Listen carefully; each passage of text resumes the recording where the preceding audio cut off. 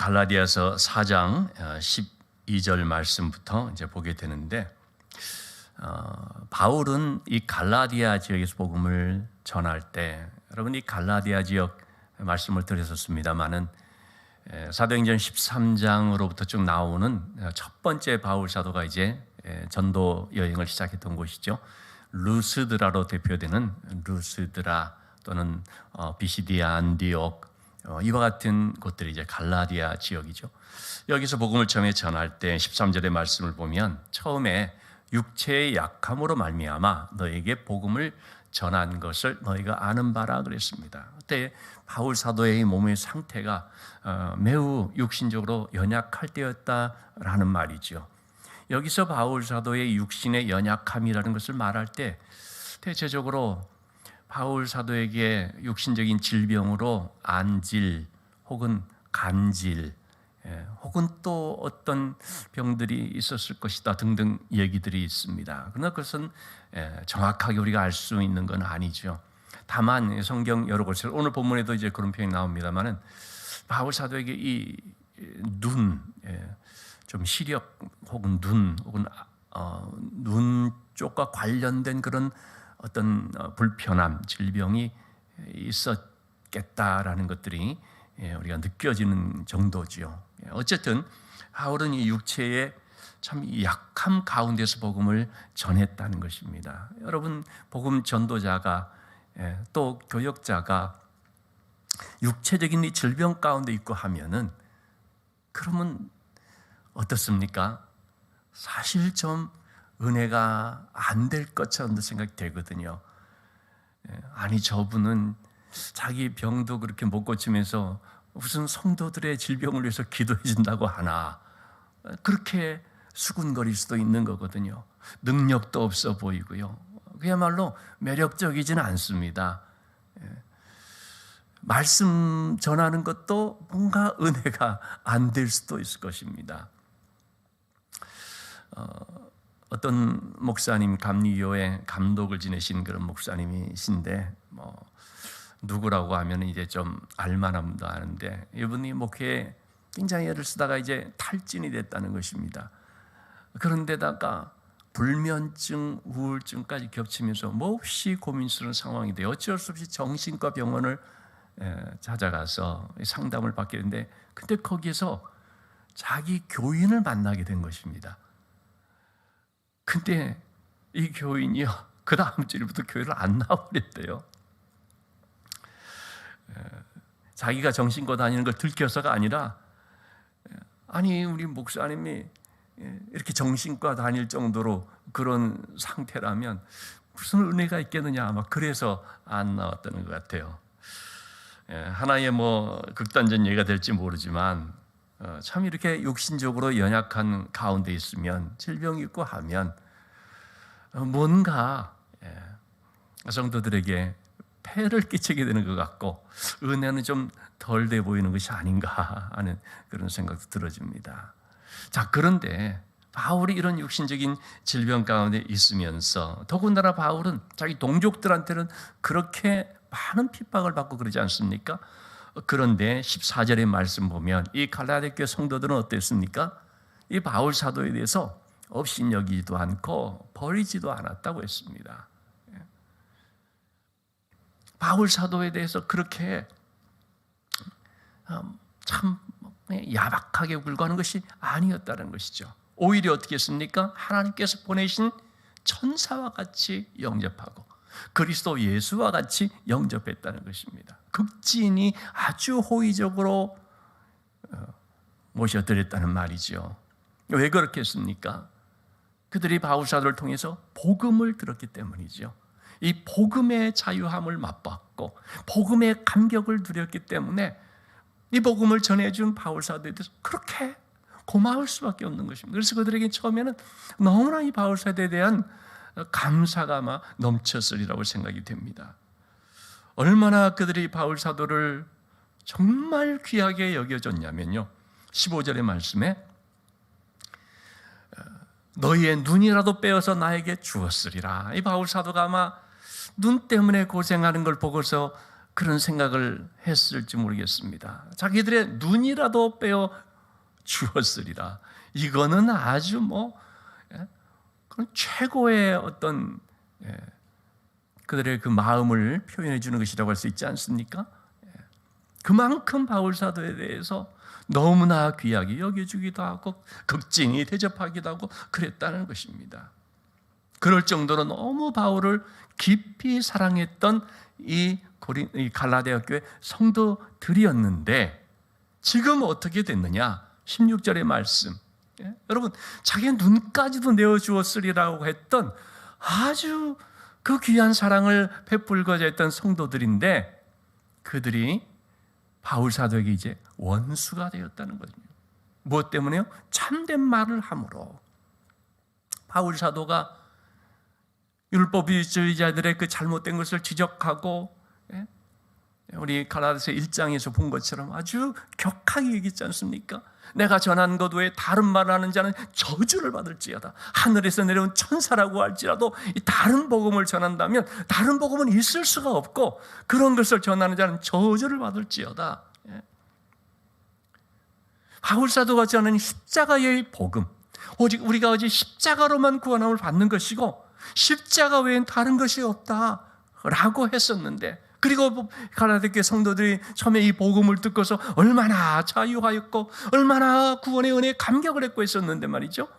그런데 그 뒤에 온 유대로부터 온 거짓 교사들이죠. 율법주의자들이 와서 십자가만 가지고 안 된다, 율법을 지켜야 된다, 할례를 행해야 된다,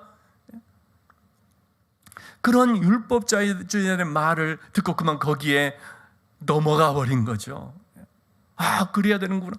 그러지 않아도 우리가 그냥 아무것도 한 것도 없이 그냥 예수를 십자가만 믿으면 구원받는다고 해서 정말 그런가 했는데 뭔가 해야 된다라고 말을 하니까 그러면 그렇지, 우리가 정말 뭔가를 해야지, 공짜가 어디 있겠어.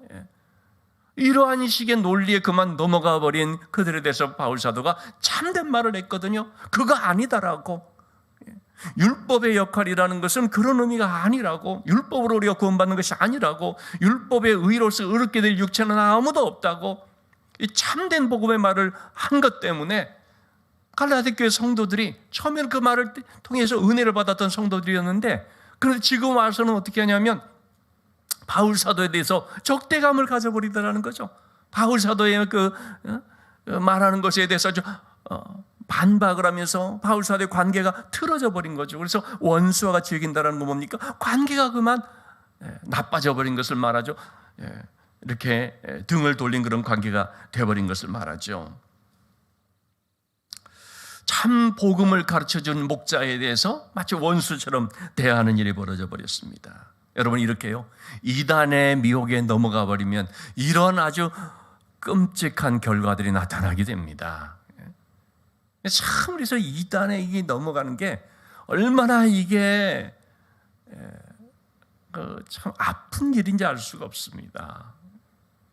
제가 아는 목사님 자녀 중에서도 그만 신천지에 어떻게 넘어가 가지고요, 그러니 어떻게 되겠습니까? 목회자인 부모님과 관계가 틀어져 버린 거죠. 막 원수로 여겨버리고요.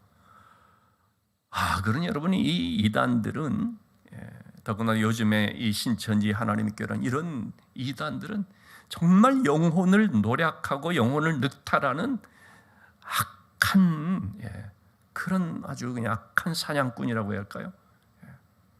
그야말로 어떤 참 이 유괴범, 납치범 같은 영적 납치범이고 영적 유괴범인 것입니다.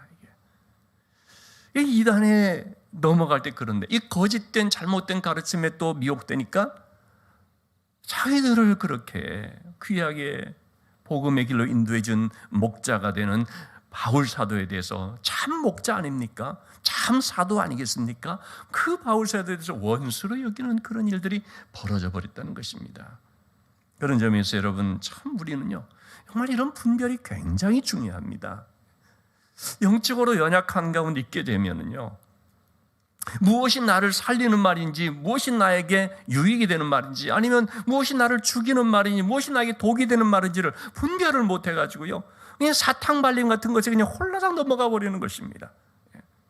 듣기 좀 거북한 말은 다 배척해버리고 그냥 편하고 내 마음에 드는 그런 것이 은혜 있다면서 가버릴 수가 있는 거죠. 여러분 신앙생활에서도 마찬가지거든요. 좀 듣기는 불편할지 모르지만 좀 쓰라릴지 모르지만 그러나 우리를 살리는 주일 성수해야 되고요, 11조 생활 잘해야 되고요, 또 성경 말씀의 양육을 잘 받아야 되고요, 기도회에 잘 참석해야 되고, 믿음으로 살아야 되고, 세상과 구별된 거룩함을 가진 성도가 되자 이렇게 말하는 것들이 사실 여러분 보면 어떻습니까? 이게 참된 말임에도 불구하고 듣기에 불편한 말이 될 수 있는 거죠. 우리 목사님 맨날 회개하라 말하고 맨날 거룩하라 말하고 좀 그 외에도 얼마나 듣기 좋은 말들이 많은데 그런 것보다는 뭐 충성하라고 하고 기도에 빠지지 말라 하고 뭐 그렇게 그런 식으로 이제 생각을 해버리게 될 때 참 무엇이 살리는 말인지 무엇이 죽이는 말인지를 분별을 못하고 그 죽이는 말에 이끌려 버리는, 독이 다는 말을 그게 달콤하게 여기서 그냥 끌려가 버리는 일들이 있게 되는 것을 볼 수가 있습니다. 자, 그러면 이 거짓 선지자들, 거짓 교사들은 왜 그렇게 열심을 내고 있는 것인가? 그걸 지금 이제 바울 사도가 말해주는 내용이 17절의 말씀입니다. 그들이 너희에게 대해서 열심을 내는 것은, 여러분 이 이단들이 와서요 얼마나 열심한지 모릅니다. 얼마나 친절하고요, 얼마나 간사하게, 얼마나 정성, 그냥 사랑이 넘치는 것처럼 그렇게 접근해 와가지고 그들의 어떤 그 환심을 사고자 하고 막 그렇게 열심히 이렇게 하는 이유가 무엇 때문입니까? 이게 좋은 뜻이 있어서가 아니라는 것입니다. 오직 너희를 이간시켜 너희로 그들에게 대하여 열심을 내게 하려 함이라. 참 여러분, 그런 점에서 우리가 이단의 모습을, 이단의 정체를, 거짓 교사들의 그런 속셈을 잘 분별해야 되는 거죠. 왜 열심을 낸다고요? 이간시키기 위해서. 이 율법주의자들은 바른 복음의 말씀을 전하고 있는 바울 사도와 갈라디아 성도들 사이를 이간시켜서 바울의 말 듣지 못하게 하려고, 자기들 말 듣게 하려고, 자기들 수하에 두게 하려고 그런 거죠. 여러분 창세기 3장에 나와 있는 이 에덴 동산에서의 참 아담과 하와의 그 타락한 사건을 보시면 어떻습니까? 뱀이 접근해 오거든요. 간교한 동물로서의 뱀이 와서, 그가 온 이유가 무엇 때문입니까? 그야말로 그도 열심 있게 다가온 것입니다. 왜 그랬습니까? 좋은 뜻으로 그랬습니까? 이간시키기 위해서죠. 그래서 뱀은, 그리고 사탄은 이간질하는 자라는 것입니다. 여러분, 이 이간질이라는 것이 얼마나 나쁜 것입니까? 둘 사이에 있는데 그 관계에 이간질 시켜가지고 둘의 관계를 틀어지게 만들고 적대적으로 만들어버린, 그게 얼마나 악한 것입니까? 뱀이 접근하는 것은 무엇 때문입니까? 하나님과 아담 하와 사이를 이간질시키기 위한 것이죠. 하나님과 그들 사이에 그 밀접한 관계를 갈라놓을 뿐만 아니라, 여러분 하나님과 관계를 깨트려버리면 어떻게 됩니까? 그러면 이 사람은 죽는 것입니다. 사탄의 오는 목적은요, 도둑질하고 멸망시키기 위한 것인데요. 요한복음 10장에 거짓 목자들에 대해서 주님 말씀하시지 않습니까? 도둑질하고 멸망시키는 뿐이거든요. 그것은 예수님께서 떠나게 만들어버림으로써 그들의 영혼이 스스로 멸망되게끔 만드는 거죠. 바로 이와 같이 이 거짓 교사들이 와서 이간질시켜버리고, 그래서 자기들 수하에 있게 하려고, 이단들이 전적으로 그렇거든요. 처음에는 그 이단들의 그 모습에 그냥 아주 그냥 살랑살랑하면서 막 그 열심히 있게 하는 그런 것을 보면서 여기 뭐가 있나 보다라고 가면 어떻게 되어버립니까? 완전히 그들 수하에 딱 놓여져 가지고 이제, 그래서 하여튼 이단에서 하는 것은요, 결국은 뭐냐면 딴 사람들 데려오라, 그리고 돈 많이 바쳐라, 그거예요.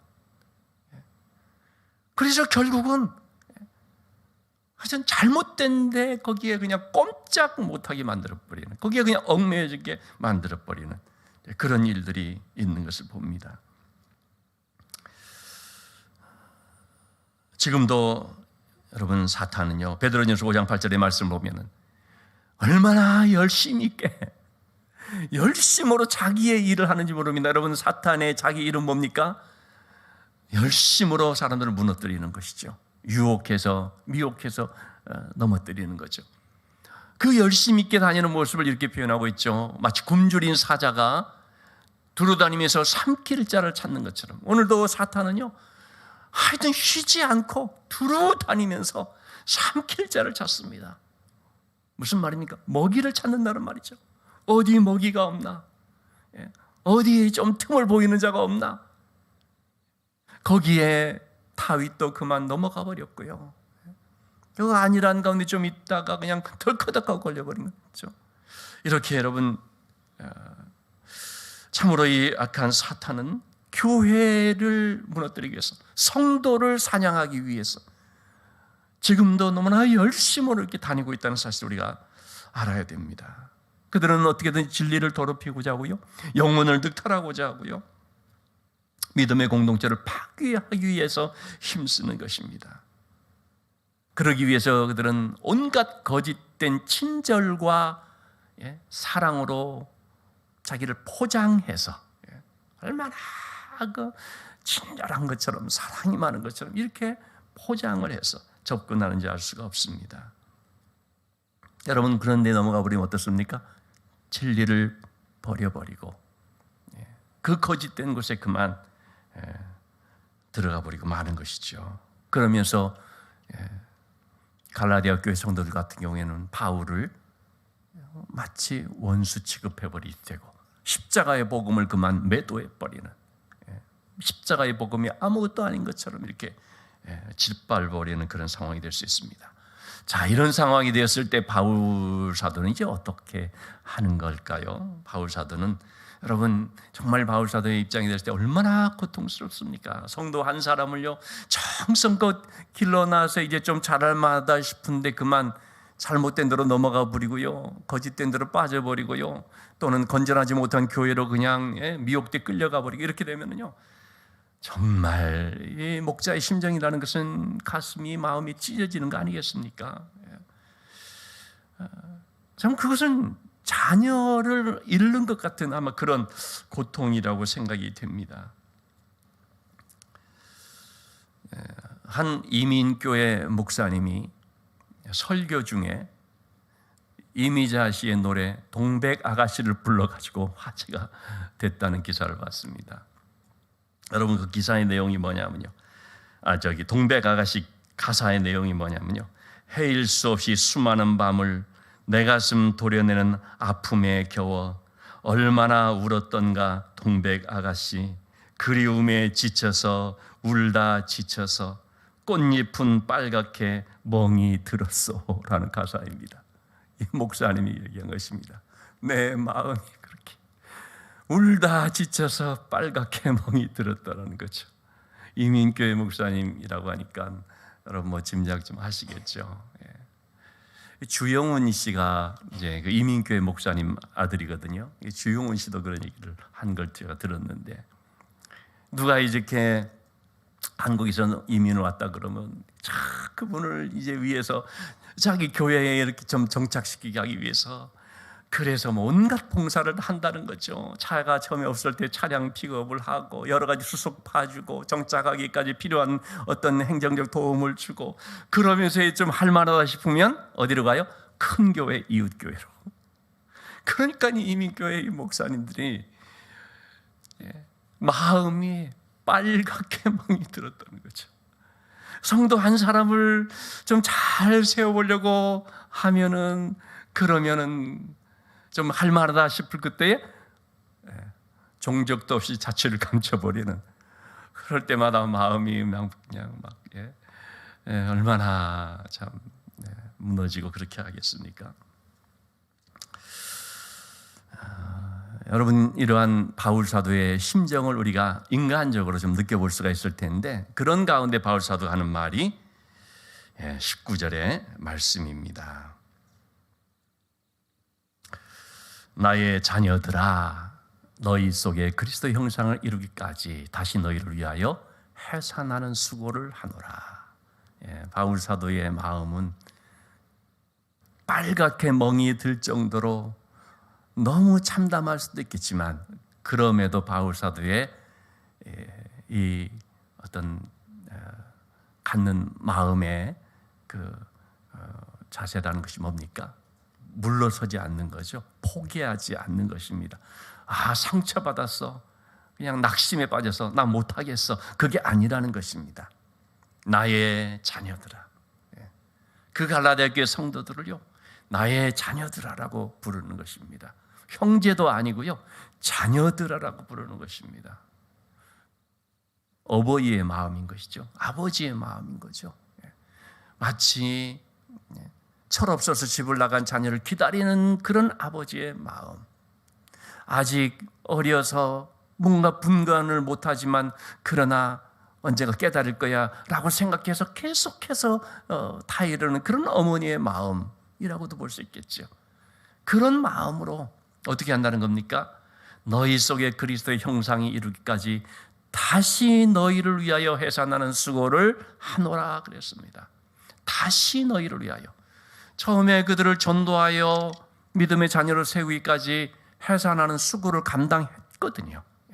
여러분, 한 사람이 예수 믿고 구원받아 믿음의 그런 성도로 이렇게 세워지기까지 그 과정은요, 해산하는 수고와 같다고 할 수가 있거든요. 그렇죠? 참 어떤 경우에는 너무 수월하게 신앙생활 잘하는 분도 뭐 가끔씩 보이지만, 대체적인 경우에 어떠냐면 해산하는 수고가 들어갑니다. 눈물도 많이 들어가고 기다림의 시간들도 있고요. 마치 우리의 자녀가 참 이렇게 자라나는 과정 속에서 기다려줘야 되고, 조금 이제 좀 자라면서 좀 철들고 그러기까지 그런 어떤 인내의 세월들, 이게 해산하는 수고라고 볼 수가 있죠. 그렇게 해서 세웠던 성도들이거든요. 근데 이들이 그만 넘어져 버리지 않습니까? 이들이 그만 잘못된 길로 가버리지 않습니까?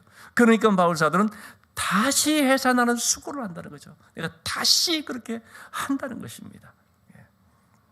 참 쉽지 않은 것이죠. 그러나 바울 사도는 그런 마음을 가지고 기도하면서 또 나가는 것입니다. 어떻게든지 그들의 심령 속에 예수 그리스도의 형상이 이루기까지, 정말 하나님의 참 성도다운 바른 성도의 삶을 살고 주님의 제자의 모습이 될 수 있도록 그렇게 하기까지 자신이 또 힘써서 그 인내의 시간을 또 해산하는 그 수고를 감당하겠다는 것입니다.